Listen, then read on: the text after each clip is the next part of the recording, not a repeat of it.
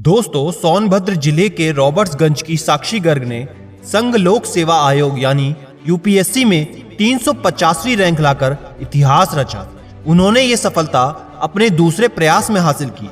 इस वीडियो में हम जानेंगे साक्षी गर्ग जी की मार्कशीट के बारे में और साथ ही उनके द्वारा बताई गई कंप्लीट स्ट्रेटजी, क्या बुक लिस्ट होनी चाहिए, क्या पढ़ना है, क्या पढ़ने से फायदा होगा और क्या हमको छोड़ना है। तो इस वीडियो को बिल्कुल आखिरी तक देखना, बिना कोई स्किप करे। और साथ ही ऐसी वीडियोस को अगर आप रेगुलर पाना चाहते हैं तो अभी इस चैनल को सब्सक्राइब करके बेल आइकन जरूर दबा लें। दोस्तों, साक्षी गर्ग जी 2015 में अपनी ग्रेजुएशन पूरा करने के बाद यूपीएससी की प्रारंभिक परीक्षा के पहले प्रयास में मात्र 0.66 मार्क्स से पास करने से रह गई थी, लेकिन इन्होंने हार नहीं मानी। वर्ष 2017 में अपने दूसरे प्रयास में महज 22 साल की उम्र में वो बन गई यूपीएससी टॉपर 2017। दोस्तों, यूपीएससी मेंस परीक्षा 2017 में साक्षी गर्ग जी ने 863 नंबर हासिल किए और इंटरव्यू में इन्होंने 157 मार्क्स हासिल किए। कुल मिलाकर 2025 मार्क्स में से इन्होंने 1020 मार्क्स प्राप्त करके यूपीएससी की परीक्षा पास की। साक्षी जी का वैकल्पिक विषय यानी ऑप्शनल सब्जेक्ट इतिहास था। साक्षी मैम विशेष तौर पर एक बात कहती हैं कि जिन लोगों को यूपीएससी में जाना है वो अपनी ग्रेजुएशन के पहले साल से ही अपनी तैयारी को अच्छे से शुरू कर दें और अपने दिमाग से सारी चीजें निकाल कर बस एक ही लक्ष्य पर पूरा फोकस करें, यानी यूपीएससी। वो एक वार्निंग भी देती हैं कि कुछ छात्र तैयारी करते वक्त बहुत सारे एग्जाम्स को एक ही बार में टारगेट करते हैं, जिससे उनकी सफलता की संभावना बहुत कम हो जाती है। सन 2017 में साक्षी गर्ग जी को ऑल इंडिया रैंक 350 हासिल हुई थी और हिंदी माध्यम से टॉपर्स की सूची में वो दूसरे स्थान पर रही थी। साक्षी जी ने अपनी जो परीक्षा लिखी थी वो हिंदी माध्यम से लिखी थी और इंटरव्यू भी इन्होंने हिंदी माध्यम से ही दिया था। अपनी 10वीं की परीक्षा में इन्होंने 76% मार्क्स हासिल किए थे और इंटर की परीक्षा में 81.4% मार्क्स लाकर अपने स्कूल का नाम भी रोशन किया। दोस्तों, कुछ दिन बाद हम साक्षी मैम की आंसर राइटिंग की कॉपी भी आपको दिखाएंगे और अब आप इस वीडियो में जानेंगे उन्हीं के द्वारा बताई गई complete study tips, complete strategy, पूरी की पूरी बुक लिस्ट और कौन सा मटेरियल कहां से पढ़ना है। तो ध्यान से आखिरी तक अब इस वीडियो को देखते रहना। रॉबर्ट्सगंज से ही मेरे को लोग बहुत कमेंट करते थे कि हिंदी मीडियम से सिलेक्शन नहीं हो सकता, मटेरियल्स अवेलेबल नहीं है, गाइडेंस अच्छी नहीं है, रिजल्ट नहीं आता। बट मुझे लगता है कि ये सब कुछ बकवास है और ये अपनी जो असफलता होती है उसको छुपाने के एक्सक्यूजेज हैं। हिंदी मीडियम से भी सिलेक्शन होता है। मेरी प्रिपरेशन क्या रही, तो सबसे पहले मैं अपनी बुक्स बताना चाहूँगी। वैसे मैंने वही बुक्स पढ़ी हैं जो नॉर्मल सभी पढ़ते हैं और सभी यूट्यूब पे शेयर भी करते हैं।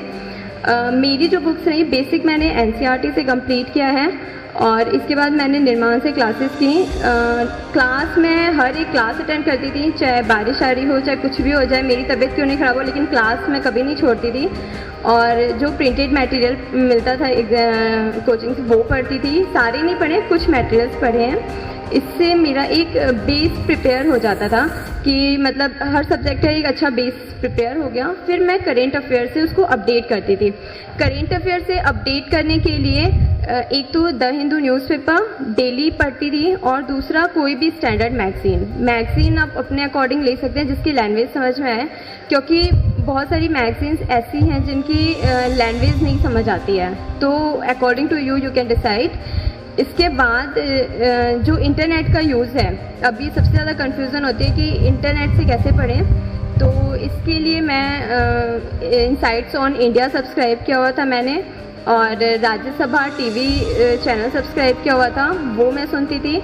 और भी कई चैनल्स हैं जैसे यूट्यूब, ये अनअकैडमी है, इसके कुछ वीडियोस काफ़ी अच्छे हैं, तो ये देखे जा सकते हैं। और अगर इंटरनेट से देखना हो तो पीआईबी फॉलो किया जा सकता है और पीआरएस इंडिया की एक साइट है, वो भी अच्छी है। लेकिन इंटरनेट का यूज़ बहुत ही वाइजली करना चाहिए कि ये एक हिंड्रेंस भी हो सकता है सक्सेस में और सपोर्टिव भी हो सकता है। तो हम यूज़ कैसे कर रहे हैं, अपनी नीड के अकॉर्डिंग कर रहे हैं, ये बहुत ज़्यादा इम्पॉर्टेंट है। इसके अलावा जो मटेरियल्स हैं वो मैं हमेशा गवर्नमेंट इंडिया के जो डॉक्यूमेंट्स हैं उन पे रिलाई करती थी। जैसे योजना कुरुक्षेत्र, मैं मंथली इसकी फॉलोअर रही हूँ, मतलब मार्केट में आती थी उसके अगले दिन ही वो योजना मेरे पास आ जाती थी, ऐसा था मेरा। और योजना कुरुक्षेत्र के अलावा इंडिया ईयर बुक, इंडिया ई बुक ईयरली आती है तो उसको बहुत अच्छे से, उससे ज़्यादातर करेंट अफेयर अपडेट हो जाता है। और इसके अलावा ARC सेकंड की रिपोर्ट्स, ARC सेकंड की 15 रिपोर्ट्स हैं, तो सारी तो पढ़ना बहुत मुश्किल है, बट मैंने कुछ इंपॉर्टेंट्स पढ़ी थी, जैसे डिज़ास्टर मैनेजमेंट पे, टेररिज्म पे, सोशल कैपिटल पे और गवर्नेंस पे, लोकल गवर्नेंस पे, और सबसे इम्पॉर्टेंट है fourth report ethics and governance, जो मैंने 3-4 बार रीडिंग ली थी। तो ARC रिपोर्ट्स पढ़ने का क्या फ़ायदा है कि डायरेक्टली हो सकता है क्वेश्चन नहीं भी आए, लेकिन जो क्वेश्चंस आते हैं उनमें इनका अगर मैटर यूज़ किया जाए तो एक तरह से मार्क्स फैचिंग हो जाता है, ठीक है। तो और दूसरी ये बात है कि जिस्ट पे कभी रिलाई नहीं करना चाहिए, क्योंकि जो भी जिस्ट बनाते हैं वो अपने अकॉर्डिंग बनाते हैं कि उन्हें क्या इंपॉर्टेंट लग रहा है। सो गो विथ ओरिजिनल डॉक्यूमेंट्स। इसके अलावा बजट, इकोनॉमिक सर्वे, मैंने 2 साल का बजट भी पढ़ा था, इकोनॉमिक सर्वे भी पढ़ा था। नीति आयोग के डॉक्यूमेंट्स बहुत इंपॉर्टेंट हैं। एक नीति आयोग का 3 साल का विजन है, वो बहुत इंपॉर्टेंट है कि मतलब पॉलिसी मेकिंग की क्या अप्रोच होनी चाहिए। ये इसमें जो सोसाइटी का पार्ट है वो काफ़ी, उसमें अच्छे पॉइंट्स मिल जाते हैं जिसको आंसर्स में यूज़ कर सकते हैं। ये रही मेरी बुक लिस्ट।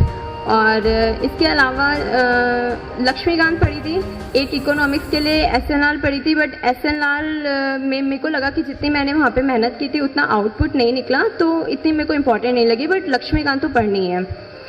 और बुक लिस्ट में अगर मैं ऑप्शनल की बात करूं तो ऑप्शनल में मैंने मॉडर्न हिस्ट्री और वर्ल्ड हिस्ट्री कमल सर के नोट से पढ़े थे। इसके अलावा मैंने कोई मटेरियल नहीं यूज़ किया था, मेरे को लग रहा था यही मोर देन इनफ है।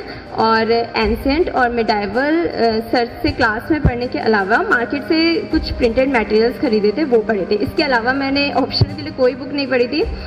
मेरे से बहुत सारे स्टूडेंट्स ने पूछा है कि ऑप्शनल के लिए मतलब कि 301 है तो ऑप्शनल में क्या बुक्स पढ़ी, मैंने कोई बुक्स नहीं पढ़ी थी, क्योंकि ऑप्शनल में मेरा था कि मुझे मार्क्स ओरिएंटेड स्टडी करनी है, ना कि इतिहासकार बनना है। हो सकता है मुझे 1-2 फैक्ट्स नहीं पता हों, लेकिन ये है कि अगर क्वेश्चन आएगा तो मैं उसका अच्छा आंसर लिख लूँगी कि मतलब एक काम भर के मार्क्स मिल जाएंगे। ऐसी मैंने स्टडी की थी ऑप्शनल की। और अपनी प्रिपरेशन का जो सेकेंड पार्ट कि मैं जो मुझसे सबसे ज़्यादा एक क्वेश्चन पूछा गया है कि मैम आप कितने घंटे पढ़ते थे, तो इसमें मैं ये कहूँगी कि मैंने आज तक कभी भी घंटे देके पढ़ाई नहीं की कि मतलब 8 घंटे हो गए अब नहीं पढ़ना है, ऐसा वाला नहीं था मेरा। इसमें जैसे सपोज़ 6 महीने बाद मेरा प्रीलिम्स है तो मैं डिसाइड करती थी कि क्लियर करने के लिए मुझे कितना पढ़ने की ज़रूरत है, और उस मटेरियल्स को मंथ में और फिर उसको वीकली और फिर उसको पर डे में डिवाइड कर लेती थी। पर डे का एक टारगेट मिल जाता था कि हाँ आज इतना करना है, और फिर उस टारगेट को मैं बहुत ही ऑनेस्टली और बहुत ही डिसिप्लिन के साथ फॉलो करती थी। ये मेरी प्रिपरेशन में एक पॉजिटिव पॉइंट रहा कि जो मेरा टाइम टेबल होता था वो मैं डिसिप्लिन के साथ फॉलो करती थी, तब तक नहीं सोती थी जब तक मेरा टारगेट नहीं कंप्लीट हो जाए। इसके अलावा जो था कि अगर अप्रॉक्स देगी तो हो सकता है 12-13 घंटे मैं पढ़ती हूँ, बट मैंने कभी भी काउंट नहीं किया अपने आवर्स। और तीसरा जो था कि मैंने आंसर राइटिंग कैसे की थी, तो आंसर राइटिंग में बेसिकली जो स्ट्रक्चर होता है कि introduction, body part, then conclusion, और कंक्लूजन को करंट अफेयर से अपडेट करना। बट ये बोलना इतना मतलब इजी रिसेंबल हो रहा है, बट इतना इजी होता नहीं है, क्योंकि मेंस में 7 मिनट में क्वेश्चन करना होता है, क्वेश्चन पढ़ना होता है, लैंग्वेज नहीं समझ आ रही है तो फिर उसको इंग्लिश में भी पढ़ना होता है, अपने थॉट्स को रिकलेक्ट करना होता है, उसको कॉपी पे रिप्रेजेंट करना होता है विदाउट एनी एरर। तो ये इतना इजी नहीं है, इसलिए आंसर राइटिंग के लिए बहुत ज़्यादा प्रैक्टिस करने की ज़रूरत है। मैंने डे 1 से ही आंसर राइटिंग की प्रैक्टिस की थी।